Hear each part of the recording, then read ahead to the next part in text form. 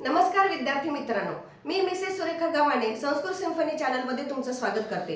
Paper 1 मध्ये तुम्हाला बरंचसं सहकार्य मी केलेलं आहे। बऱ्याच विद्यार्थ्यांचे मला फोन आले की मॅडम पेपर 2 साठी पण आम्हाला मदत करा, त्यामुळे मी हे व्हिडिओ चालू करत आहे। तर या व्हिडिओमध्ये तुम्हाला निरुक्ती आणि पर्याय किती मार्कासाठी कसे प्रश्न आहेत त्याविषयी मार्गदर्शन करत आहे। तर कृपया याचा उपयोग घ्या आणि ह्या व्हिडिओला व्हायरल करा। बघूया आपण। तर प्रश्न क्रमांक 2 ई मध्ये टिप्पणी लिखत मार्क 5 मार्कासाठी एक आहे, तुम्हाला एक टिप्पणी लिहायची आहे। टिप्पणी म्हणजे परिभाषा।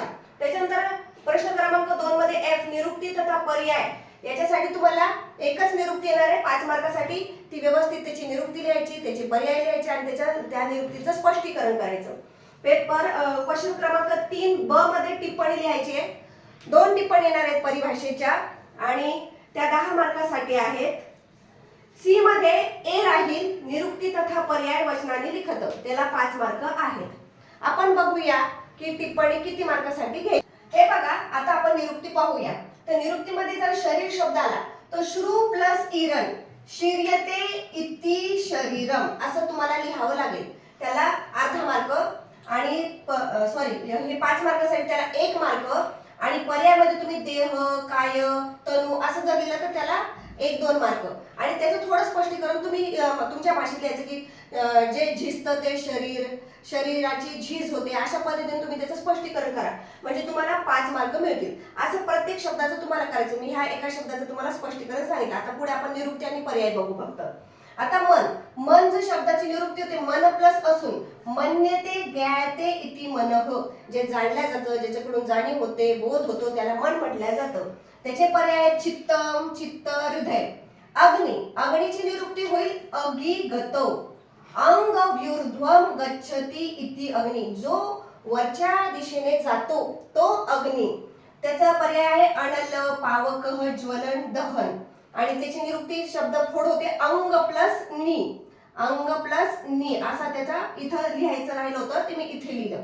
त्याच्यानंतर जलमची निरुक्ती काय होते जल प्लस अक, जल घातने इति जल। त्याचे पर्याय आहे जल, सलिल, उदक, वारी, तोयम। वात शब्दाची निरुक्ती ते वा प्लस त, वा गती गंधनेयो इति, याला प्रत्यय लागलेला आहे त प्रत्यय। आणि याचे पर्याय आहेत अनिल, समीर, पवन, जगत, प्राण। कफ शब्दाची निरुक्ती होईल कफ प्लस फल प्लस ग प्लस इथपर्यंत। मग त्याचे शब्द काय होईल वाक्य केन जलेन फलती इति कफः। पर्याय होतील श्लेष्मा, सोमयोनी, बला, समकृत। आणि रस शब्दाची निरुक्ती होईल रस प्लस अच, रस, गतो, धातू। याचे पर्याय आहेत रस, पित्ता, पथ्य। रसाचे पर्याय रक्त, पित्ता, पथ्य, प्राणपद, अन्न, संभव। आता पुढची निरुक्ती आहे आपली रक्ताचा निरुक्ती काय होते रंज प्लस त, रजती, रंजते वा इति रक्तम। तर याचे पर्याय आहेत रुधिर, अग्नेय, लोहित, शोणित।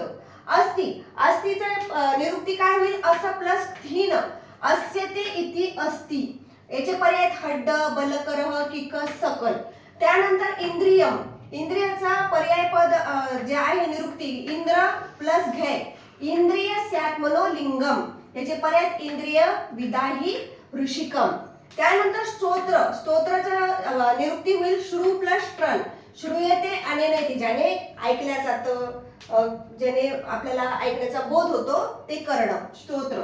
चक्षु, आता त्याचे पर्याय आहेत कर्ण, श्रवण, श्रव। त्यानंतरचं पुढचं आपल्या निरुक्ती आहे चक्षु, चक्षिंग उस, चक्षेते नेनेति वा, असं त्याचा निरुक्ती आपल्याला वाक्य होईल। पर्याय आहेत लोचन, नयन, दृष्टी। त्यानंतर घ्राणची निरुक्ती होईल घ्रा प्लस त, घ्रायते नेनेति घ्राणम। पर्याय आहेत नासा, नासिका, घ्राण, म्हणजे ज्याने आपण सुगंध घेतो, ज्याने आपण वास घेतो, ज्याच्यामुळे बोध होतो आपल्याला, तो घ्राण। त्याच्यानंतर रोगाची निरुक्ती आहे रुज प्लस घय, रोजन वेती रोग, पर्याय क्षय, रोग, व्याधी। पुरुषची निरुक्ती आहे प्रू प्लस ईशन, पिप्परती शरीरम, म्हणजे पर्याय होतील विष्टा, अवकर, जे बाहेर टाकल्या जातं पुरुष। त्याच्यानंतर मूत्राची निरुक्ती होईल मूत्र प्लस घय, मूत्रम इति मूत्रम। पर्याय प्रस्त्राव, प्रहार, जो प्रस्त्राव होतो, जो प्रहार होतो तो। प्रज्ञाची निरुक्ती आहे प्र प्लस ज्ञा प्लस अ प्लस टा, आणि वाक्य आहे त्याचं प्रज्ञा येते अनया, ज्याने बोध होतो एखाद्या गोष्टीचा. चेतना, बुद्धी हे त्याचे पर्याय आहेत. आणि शेवटचा आहे बुद्धी. बुद्धीचं निरुक्ती आहे बुध प्लस 3 स्फुरु अध्याने, म्हणजे ज्याचं आपल्याला अवगत होतं, लक्षात राहतं. आणि त्याचे पर्याय मनीषा, मती, प्रज्ञा. तर मुलांनो, मी तुम्हाला हे जी निरुक्ती घेतल्यात या परीक्षेच्या दृष्टीने फार महत्वाच्या आहेत. आणि अशाच पद्धतीने जर तुम्ही लिहिलं तर तुम्हाला प्रश्न क्रमांक 2F मध्ये पूर्ण 5 मार्क मिळतील. आणि प्रश्न क्रमांक C मध्ये जो आहे निरुक्ती तथा पर्यायवचनाने 5 मार्कासाठी 5 येतील.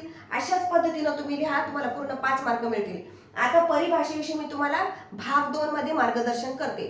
ह्या भागामध्ये तुम्ही त्याचा उपभोग घ्या. लाईक करा, शेअर करा, सबस्क्राईब करा. थँक्यू.